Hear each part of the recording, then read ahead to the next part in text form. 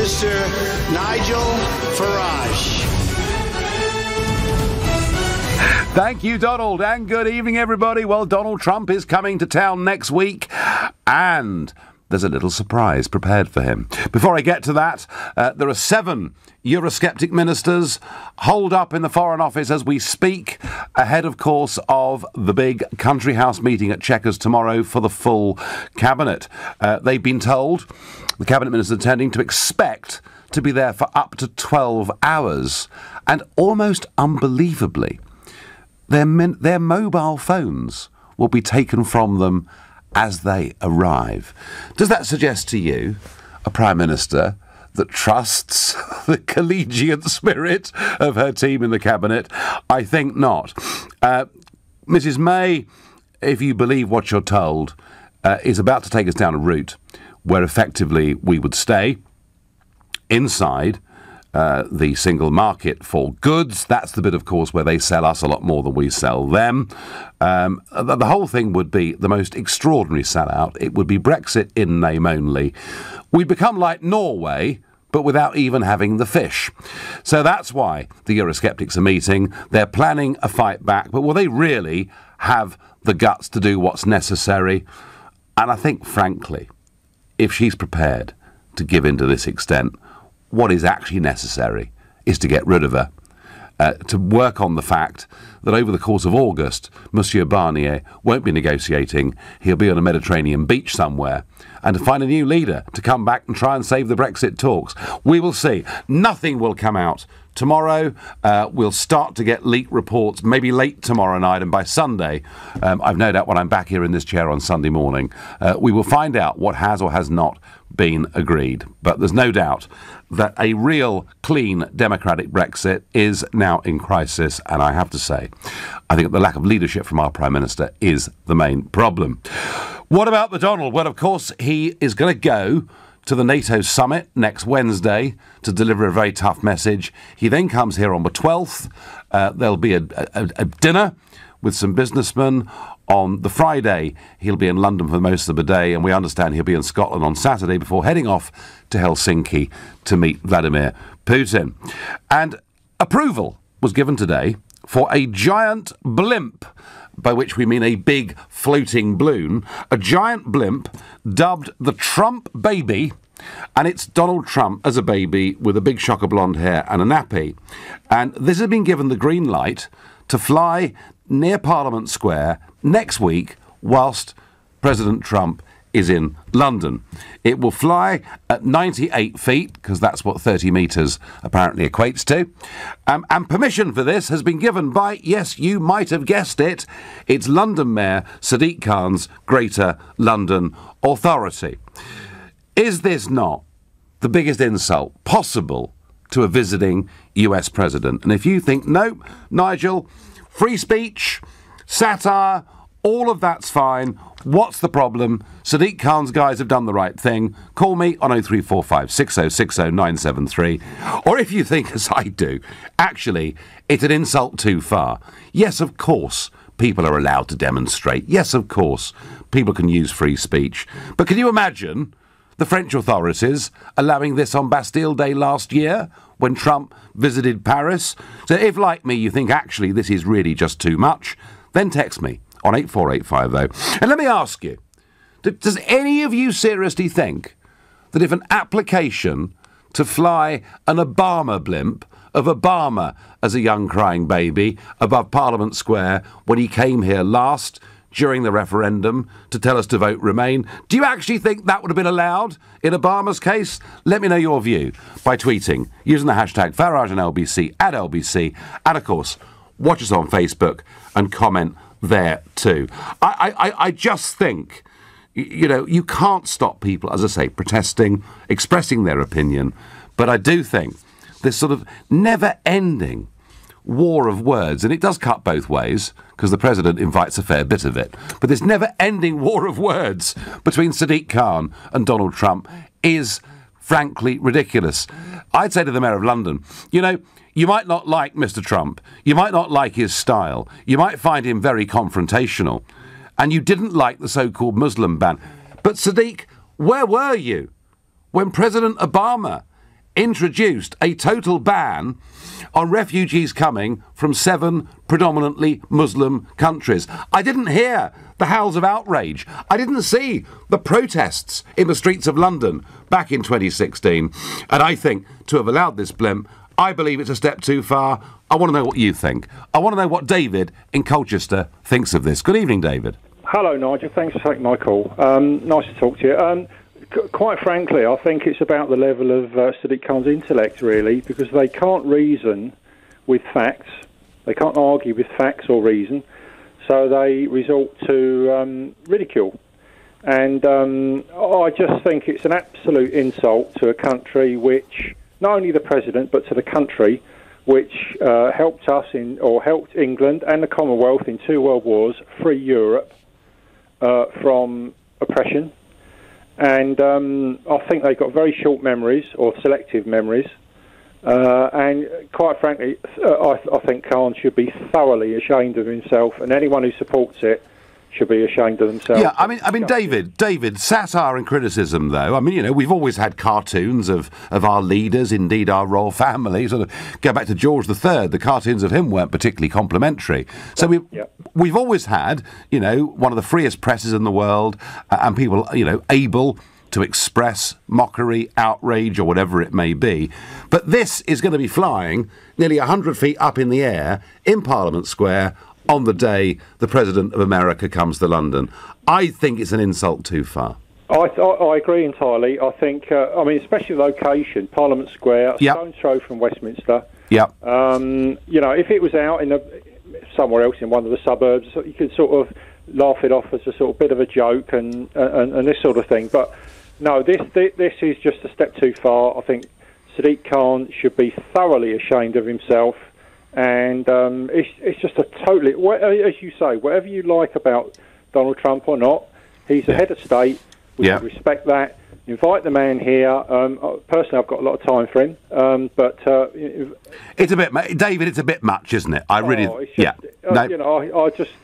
Yeah, I'm with you. Fail me, but obviously they don't. Because I they don't fail you because you rang 03456060973 and gave us your view. David, I thank you.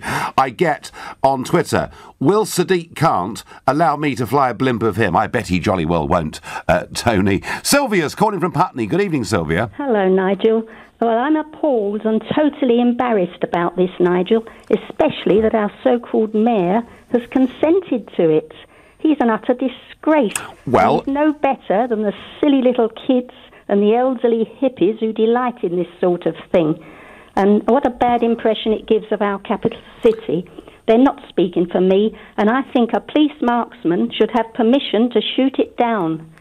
Well, I don't know if that's possible, but I really do. It wouldn't be very. I mean, it wouldn't be very difficult to do, would it? But I'm not sure live rounds going off in central London's necessarily the best idea, Sylvia, you've ever had. But £50,000, wouldn't it?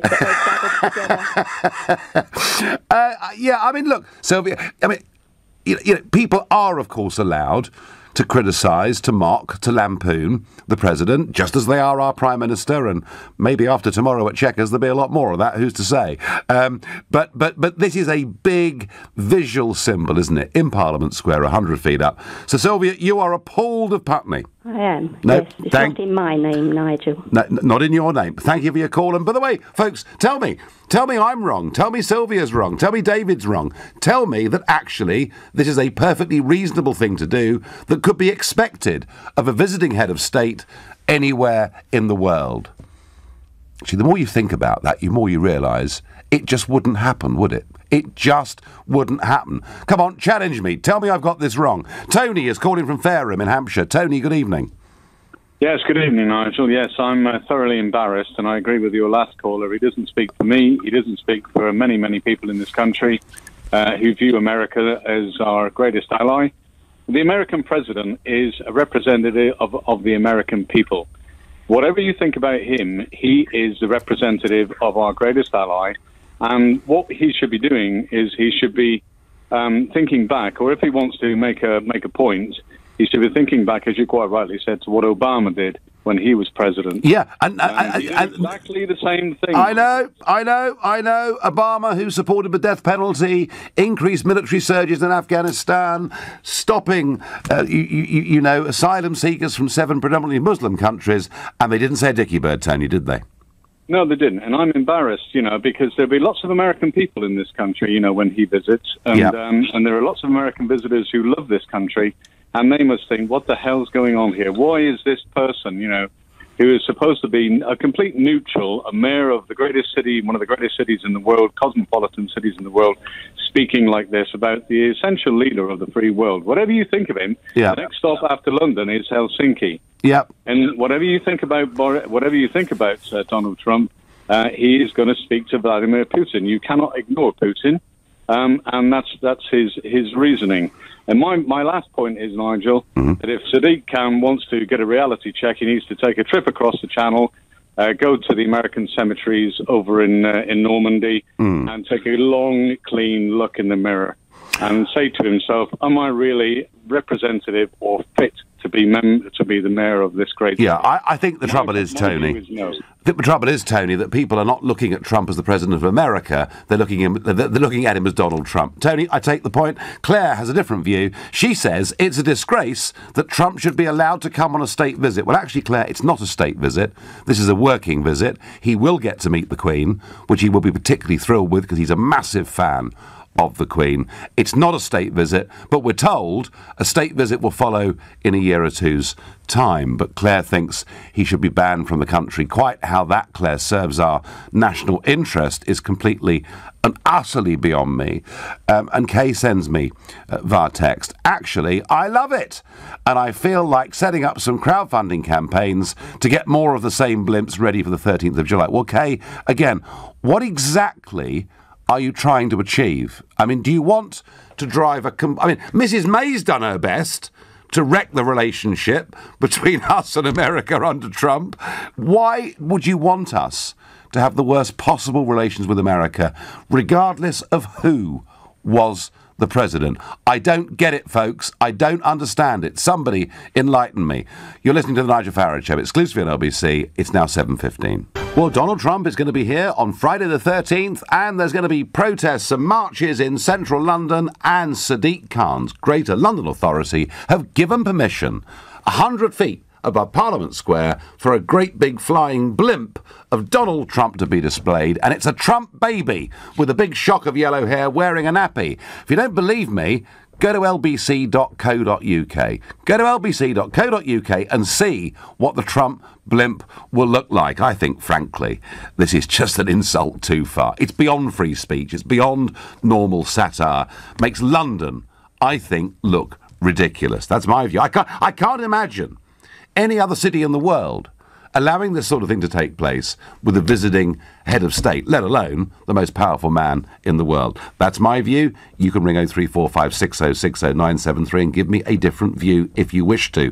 And if you've not been catching up with the news today, it is the Novichok poisoning that is dominating everything.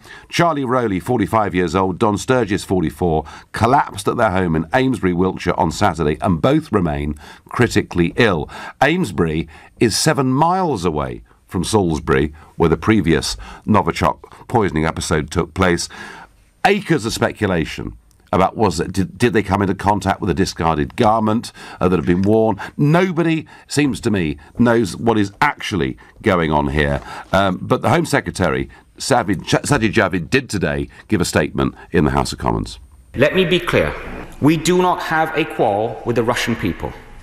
Rather, it is the actions of the Russian government that continue to undermine our security and that of the international community.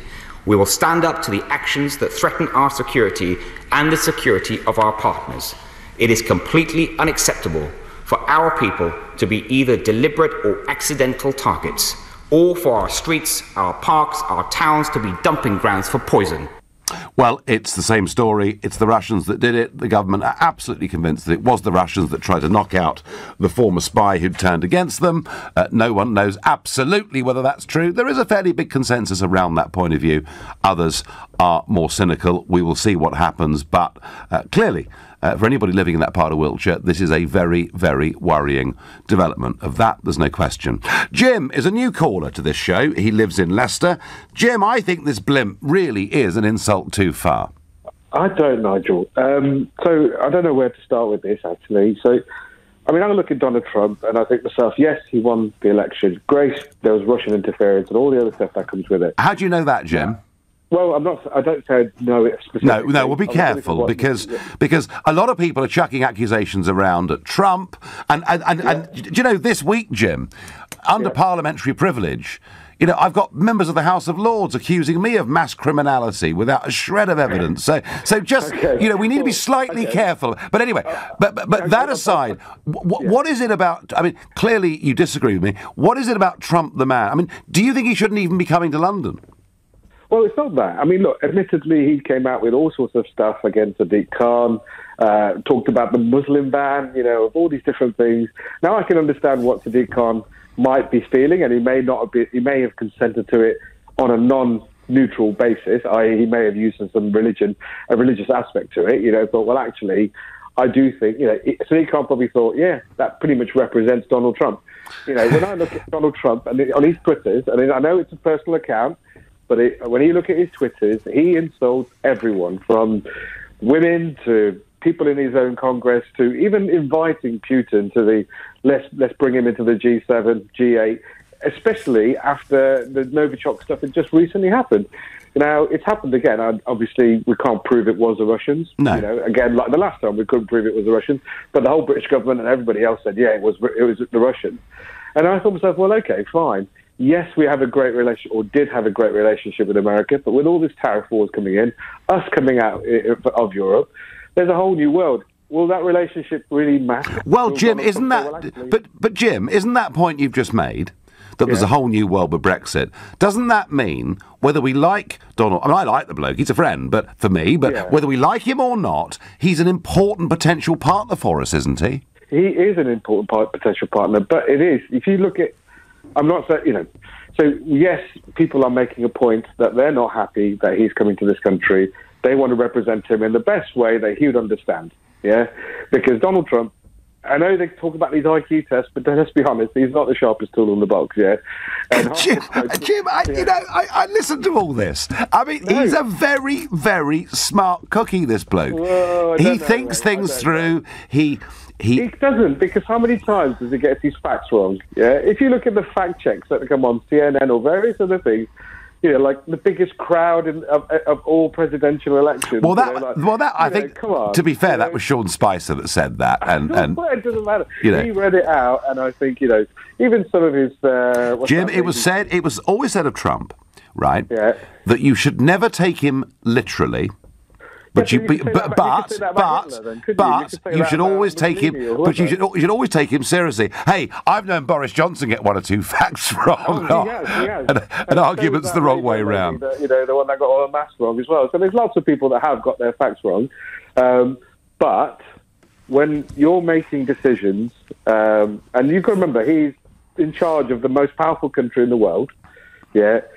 And he's making decisions that actually could affect millions of people. He's even, I wouldn't say he's killing off his people, but if he's ruining healthcare for his own people, then that says something about a man who doesn't, you know, all he cares about is himself, his ego. Yeah. All right. No, Jim, that's your view. That's your view. But let's try a little game here, right? You're ringing me from the Midlands of England. Imagine you lived in the Midwest of America, right? Yeah. And your president, whether you'd voted for him or not, is going to visit, you know, what has been for the last 100 years America's closest ally. And what you see on your news screens, what you see, you know, on social media, what you hear being debated in your local talk radio station is the fact that the President of America came to Parliament Square, the mother of parliaments as it's known around the world, and there was a giant inflatable blimp of your president dressed up as a baby. What does that make you think, as a Midwestern American, about the UK? Well, he's not going to think very much, is he? No, but I'm saying you. Imagine you are... Personally, if it was me and I was that president walking into the country and someone showed me that blimp, my first thought would be, well, is that what they think of me? And then I'd probably look at my, personal confidants, the number ones, number twos around me and go, am I really that bad? I would ask that question.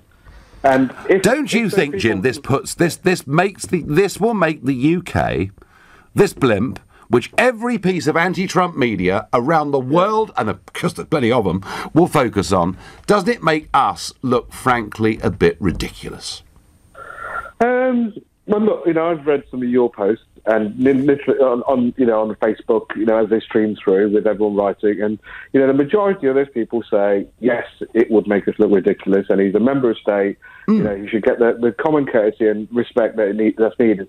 Now, these people, it is a free state. Yeah. No, Jim, I'm all for free speech. I'm all for satire. I'm all for mockery. I get all of that. I just think the symbolism of this in Parliament Square, I think it's awful, Jim. You know what? It's been allowed. Yeah. If it wasn't allowed, it wouldn't be legal. Yeah. And at the end of the day, it's been allowed. It's going to happen. He's going to either take that message away and either change himself, or he's going to take that message away and ignore it and call it fake news. Do you know what, Jim? I know him a bit. He's 72 years old. He ain't changing for anybody or anything. Thank you for your call and being a great sport. I'm sure Trump will just laugh at how pathetic these small-minded people are. Maybe he will. What does Barry in Norwich think? Good evening, Barry. Oh, Nigel, help. Yeah. I'm hyperventilating here with that last caller. I can't believe some of them he's saying. When are people going to accept that this man was elected in a democratic election in a democratic country? It doesn't matter whether you like it or not. But Barry, Jim threw it in early. Russia colluded. Honestly, I tell you, seriously, I swear to God, yeah, right? Hallelujah that the man's gone over to the Korean Peninsula and is starting to make peace with North and South Korea. Absolutely. Yeah, great. And, I hope he has a good relationship with Putin and stops all this nonsense. Do you know what I mean? Why not? Yeah? Why not? And what is it with Sadiq Khan? Why? Not just Sadiq, Barry. We've got the Speaker of the House of Commons, that wonderful John Bercow. It's all stuck in 2016, and the things that happened in 2016 happened for a reason. Trump was elected for a reason. Brexit happened for a reason, because people are seriously, fed up with the political elite, the establishment. Do you know what I mean? This man is doing everything that you say he's going to do. He's putting his country first. Yep. And this government should take a leaf out of his book and start putting this country first. Yeah? Barry, I'm struggling to disagree very much with you. Finally, before we go, do you have a message for Sadiq Khan? Yeah. Come on, a clean one, behave. Come out of your bubble, Sadiq. Yeah? Come out of your bubble. You don't represent me. Yeah. Not in my name, says Barry in Norwich, as do many others. Thank you, Barry, for your call. Mick says on Facebook, up with the blimp, there should be a Farage one too. Mick, it wouldn't worry me tuppence. But you know what? I'm not a visiting head of state. And I think this blimp is an insult to the whole of America. It is once again us shooting ourselves in the foot. I cannot imagine any other civilised capital city in the world would allow this to be done to a visiting head of state. I really, really mean that. And I tell you something, it would never have happened when the godlike Obama came here to tell us all to vote Remain. Because remember, we were going to be at the back of the queue. You're listening to the Nigel Farage Show, exclusively on LBC. It's now 7:30, and Donald Trump's going to be in London all day next Friday the 13th. And of course, there are going to be protests, and there are going to be banners and posters and cartoons. But there's also, because it's been agreed by Sadiq Khan's Greater London Authority, there's going to be a Trump baby blimp flying 100 feet up in Parliament Square. Trump, as a baby, with a shock of yellow hair, wearing a nappy. If you don't believe me, go to lbc.co.uk and you can actually see the picture of it. We're going to be an international laughingstock, folks. I'm not against protest. I'm not against satire. I'm not against mockery. I'm for free speech. But this is the image that will go around the world. It doesn't make sense.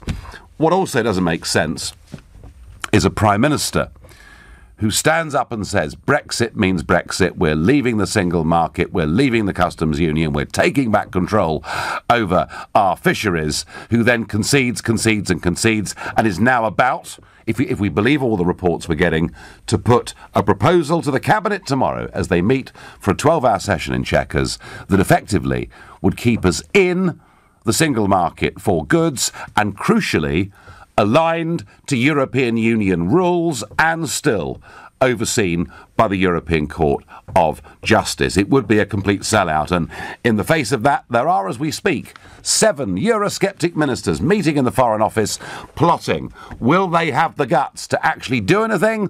Well, don't hold your breath on that. But it just shows you what this has come to.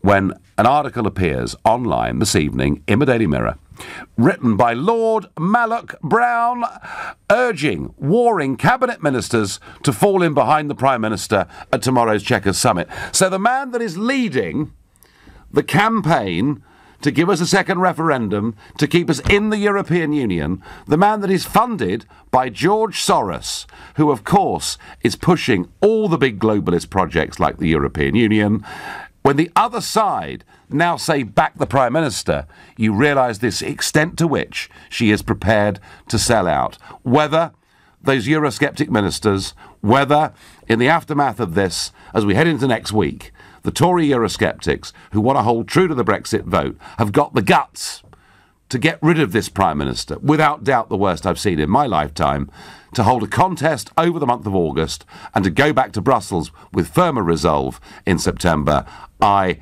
don't know. I'd like to think they would, but you know something? I don't think they've got the guts. I hope I'm wrong. Right, back to the baby blimp of Trump, and Tom is ringing from Petersburg. Tom, good evening. Hi there, Nigel. Good evening. So you're a new caller to the show. Are you a Trump supporter or detractor? I'm not a huge fan of him, but I don't have any specific vendetta against him. OK, fine. So how does this blimp look when it appears on the world screens next Friday? Well, I was calling in because I suppose I have a unique perspective on it, in that I'm an American citizen and a British citizen. OK. And I think, to be honest, it says a lot about our country that people have the ability here to have free speech and to use that to ridicule and to satire any individual. I don't think we should look at this as an attack from Sadiq Khan against Donald Trump necessarily, but that the British people disagree with someone and that we're a strong enough country to be able to deliver on that. Well, I haven't got any problem at all, Tom, with you making up a banner and taking it into Parliament Square next week, or, drawing a cartoon, or saying what you want on Twitter or Facebook or anywhere you like. I've got no difficulty, Tom, with any of that. I've got no difficulty with, newspaper editorials, commentators on LBC, all having their opinion. That's all fine and dandy. What I have a problem with is the stupidity of the Greater London Authority to give an image of Britain to the world that is, we as a country are anti-American and anti-Donald Trump. That strikes me, Tom. Well, Tom, my argument, Tom, is that no other capital city would allow this to happen when you've got another head of state visiting. I don't necessarily disagree with you. I think you might be right, but I think that shows a positive aspect of Great Britain. I don't think that's negative at all. For instance, I'm sure this would never happen in Vladimir Putin's Moscow, and I think it would be unlikely to happen in Donald Trump's Washington. It wouldn't happen in Paris, Tom. It wouldn't happen in Brussels. It wouldn't happen in Madrid. It wouldn't happen in Berlin. You might well be right, but I think that says more about us than it does about those countries, that we have the ability to listen to our own people and their thoughts and views. Whether you believe in Donald Trump or not, there are sufficient number, 16,000 or however many signed a petition, that don't believe in him. So you think, Tom... I think the point about... Tom, you think that this piece of imagery actually fits in with our tradition of free speech? I think it is a symbolism of that, yeah, absolutely. All right, no, listen, that is a perfectly fine point of view to have. I don't. I think it goes way beyond it. I think it is a direct insult, but I think it's also a symbol that will be used around the world against us. I just think we're shooting ourselves with the foot. Tom, you've made your point of view with great passion. I thank you. Hi, Nigel. Will you be meeting President Trump on his UK visit? Asked Lewis in St Albans. Well, Lewis, as you may have seen this week, part of the protocol discussion between Number 10 and the White House has been Number 10's insistence that he doesn't meet me when he's here. They're absolutely paranoid about me in Downing Street. They hate me in Downing Street. They think that I've caused this wretched referendum to happen, which they never wanted, and they're now tasked with implementing something which, of course, none of them agree with. So I am, I think, the most loathed person in the country by them, if not the world, and the last thing they want is me walking out of a meeting with Trump saying, yeah, actually, do you know what? The president agrees with me. The Brexit process is a complete load of rubbish. It's about time we've got to move on. They weren't going to allow, they do not want to allow for that to happen, and I certainly would not want to embarrass Trump or mess up this visit. I mean, I am hoping at least on NATO we might get some agreement that maybe what the British government could do is to be the broker between America and the other European countries who are refusing to pay the basic membership fee for NATO, which could lead to America withdrawing its protection and support for us. So I have no plans, Lewis, as it stands, to meet the President when he's here next week. If he insisted on meeting me for a cup of tea, I would then go and see him. But I don't think I'm going to be top of his priority list. I kind of think with a NATO summit, a meeting here with the British government, with whom relations have become increasingly worse, and a trip to see Vladimir Putin, I won't be too near the top of his list. But what I think will upset him, Lewis, are reports coming out today. You see, if what Mrs May wants us to do is to stay effectively part of the single market in a different name, but crucially to maintain regulatory alignment, that then makes a future trade deal, even if we're outside of the customs union, virtually impossible. Because New York and London, these two mega financial centres, and if London's financial centre is tied to European Union rules and we're not able to adapt, it will be impossible to have a financial services deal with America. And I have to say, you know, all of us that voted Brexit did so believing there was a better, brighter future if we were in charge of making our own laws. That is why I really hope those Eurosceptics stand up tomorrow and say this cannot be allowed to happen. Paula is a new caller from Manchester. Paula, good evening. Hello, good evening, Nigel, Mr. Farage. Hi. There's one thing, childish. That's the first thing that comes into my mind is, okay, I believe in freedom of speech, but this is at a childish level. That's just my opinion. Yeah, sure. Secondly, I kind of get a feeling that the mayor is actually using his own dislike. So he's basically allowing his personal view, so he doesn't like him. So he's allowing this based on his personal views, but he's using the population to... Do I make sense? No, you do. No, you do. He's yes, and Paula, you know, and that's very unprofessional. It's very unprofessional. If it's a private person, and you know, they can allow it. I don't know, but he's allowing his own personal dislike. I'm sort of indifferent with Donald Trump. He's never bothered me. And he's not likely to. I'm never likely to meet him. I go in my life. I go to work. And why people are consuming such hate? You can just, you can say, well, I don't agree with their politics, but consuming hate on a daily basis is a bit ridiculous. I've never, Paula, seen anything like it. And it's happened with Brexit. It's happened with Trump. The recent Italian elections have seen it flare up again. It's as if an established order that had controlled things for decades is so horrified by these new election results and these new players that they just can't mentally cope with it. They're kind of almost self-combusting with rage over the whole thing. And you're right. You know, the professional thing is to look at Donald Trump, whether you like him or not, as the president of the USA. And Paula, I think your point is a really valid one, that from Sadiq Khan, this is unprofessional. Great point. Thank you for the call. On Twitter I get, they can't stop you meeting Trump. What the hell can they do about it? Well, ultimately, that is true. As I say, I think he's got bigger things to worry about somehow. Jennifer says Khan should be trying to sort out London and all its faults. He has ideas above his station. Maybe he does, maybe he doesn't. But Paula's point is that actually he's being a bit unprofessional. I reckon Paula has got it on the money. You're listening to the Nigel Farage Show, exclusively on LBC. And it's now 7:45. Sadiq Khan's Greater London Authority have given permission on Friday the 13th, the day Donald Trump's in London, for a Trump baby Parliament Square.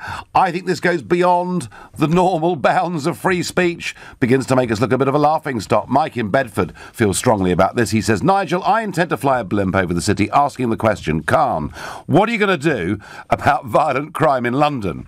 Do you think he would approve that one? No, Mike, it wouldn't get past first port of call, would it? Nor would anybody who'd applied to fly one of these of Obama. It would not have happened. Reese is a first-time caller from Watford. Good evening, Reese. Good evening, Nigel. Hi, welcome to the show. So, is this blimp part of our natural tradition of free speech, or is it over the top and an insult? Nigel, I am someone who does naturally support freedom of speech. I do support this blimp if on the basis of freedom of speech. It's not inciting violence or the like. I mean, I have to say, Donald Trump is a 72-year-old man. I suppose he has the maturity to be the President of the United States. If he doesn't like this, he should be the bigger man and laugh it off. I mean, I do have business some of these calls, Nigel, where people say, not in my name, mentioning World War II of all people. It's not insulting the people of America or our history. It's insulting the man. And honestly, if he's going to get this upset over it and destroy, and it's going to put into Anglo-American relationships, then is it really a relationship worth having? Well, Reece, first point is, we don't know whether Trump will be offended by it. He might think it's just funny or stupid. So we don't know about how his own reaction to it will be. But aren't we making a mistake, Reece? Shouldn't, given that he is coming here on a working visit as the leader of the most powerful country in the world, the country that is the biggest foreign investor in our nation, has been the linchpin of NATO, with whom we share great intelligence, and we have a shared history too, shouldn't we be treating him as the American president, not just as Donald Trump? Perhaps so, Nigel, but since he comes to America where the biggest foundations of freedom of speech, surely he could just take the joke. Thing is, I would support this even if Barack Obama was going to visit. I think, I take no favours just because I'm not a fan of Donald Trump and I have a lot of criticisms of Barack Obama. I do believe that if they are true allies, then I understand this is a freedom of speech of some people, not all. They can respect that. And Reece, the point I've been making all through this show is that I do not believe that a visiting head of state in any civilised city in the world would see, a blimp 100 feet up in the air opposite their parliament. Other governments wouldn't allow it, Reece. Doesn't it make us look a bit silly? I'm afraid I have to concur with Tom a few calls back. I think it says more about us than it says about them. I just feel like, is it immature? Is it a bit childish? But so what? Okay. I just feel like I believe in freedom of speech that strongly. Okay, so really, Reece, you think a few of us are getting a bit too hot under the collar. It doesn't really matter. I'm sorry, but I hear people talk about World War II and say, not in my name, getting this upset about it. I feel like, I'm sorry, if this was on the opposite head, they might be called snowflakes. I mean, I'm sorry, that feels almost snowflake. You're turning it round the other way. Okay, no, Reece, listen, you've argued your point very well. Thank you for your call. Nice to talk to you. Thank you, nice to talk to you, and thanks for calling the show. Let's go to Michelle, and she lives in Cincinnati. Good afternoon, Michelle. It is afternoon here, Nigel. It's so good to speak with you. I think that this topic is absolutely hilarious. When I heard about it, I laughed out loud. Not because what they're doing is funny, but because it is embarrassing. And I'm thinking that the rest of the free world is going to be able to see this for what it is. But my question to you is, don't you find this a little bit hypocritical? I mean, let's say the head of Saudi Arabia were to be coming, would they give a permit to fly a blimp that says bacon is great? And I mean, everybody knows bacon is great, right? No, Michelle, there wouldn't be a cat's chance in hell of it being allowed. There's no way it would happen. And there's no way the god like Obama would have faced something like this. This is just because of this personal antipathy that people like Sadiq Khan and others have towards Donald Trump. And I said to a caller earlier, who was from the Midlands of England, how does this look from the Midwest of America? And I don't think it makes our country look very good, Michelle. No, it doesn't make your country look very good, but here's the good news, Nigel. Most of us, I would say at least 50% of us in the United States are woke. That's how Donald Trump was elected. And so most of us are going to be able to see it, and we're going to be able to pinpoint that, you know what, this is Sadiq Khan's London, this isn't the UK's London. And we can see the difference. And we understand that you guys are our greatest ally. And we feel the love and the camaraderie and the connection with the UK people that George Soros and the globalists and the powers that be are trying to divide us. But it's not working. The fact that something this humiliating and embarrassing to the United Kingdom is allowed to happen shows their desperation. And I think that's good news. Michelle, if the American people see it as Sadiq Khan's blimp, and not the British people or British government's blimp, then we may be okay. Michelle, great call. Thank you very much indeed. LBC.co.uk. You can go there, anybody, and see the Trump baby blimp in nappy with a big shock of yellow hair. There is a level at which you can laugh at it, but not flying over Parliament Square when the President of America is visiting London. No other country will allow this to happen. Agnes says, can't the government put a stop to this embarrassing situation? Well, Agnes, if the government attempted to, and I don't know how the bylaws would work, I suspect this is, the Greater London Authority's decision, but if the government even tried to intervene, then the whole thing would escalate, of course, even worse. The intelligent thing, the grown-up thing, the mature thing would be for Sadiq Khan and the GLA to say, do you know what, actually, we've made a mistake. It is a step too far. London will become a laughingstock. Lynn says on Facebook, disgusting putting that stupid balloon up. It wastes thousands from a GoFundMe page. Well, if people want to waste their money, Lynn, they should be allowed to waste their money. Of course they should. And Max says to me on Twitter, we're already a laughingstock. Brexit without any plan has caused the world to look on us as a clueless nation.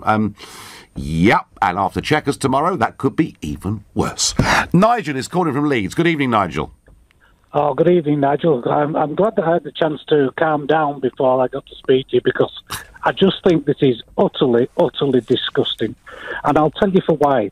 If you look at us as a business, which is the whole idea of Brexit as well, in that we're trying to go out to the outside world and all the rest of it, Sadiq Khan and his cronies and merry men all went over to see Obama and Clintons and all them and have coffee and tea with them, and they put us at the back of the queue.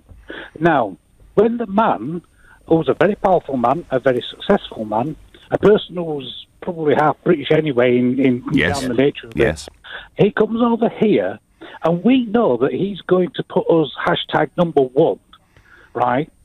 If you were running a business, would you insult the CEO or managing director by putting a blimp outside your company to say, oh, we want to do business with you, we want to be great, and basically then go put a blimp up outside when he arrived? Nigel, I as you say, if you view this from a business perspective, then it is a mad decision to allow this to happen. And that is not the same as stopping free speech, is it? It's not the same as stopping, posters, cartoons. And something else, if I could just put in there. Yeah, go on. I'm absolutely livid here. I can tell. I'm the apostle in Leeds, Nigel. I were right behind you in the Brexits and everything, believe me. Now, the other thing that gets to me is maybe Sadiq Khan came down off his high horse, because he needs to be on one. Maybe if he came down and met President Trump, maybe President Trump could give him a few tips on how to solve the crime in London, like they did in New York. Well, learn something. Yeah, it'd be a very good thing if Trump brought Rudy Giuliani with him. Giuliani was the mayor during that period, introduced zero tolerance, a different style of policing, a hands-on approach, and you know what? It was a phenomenal success.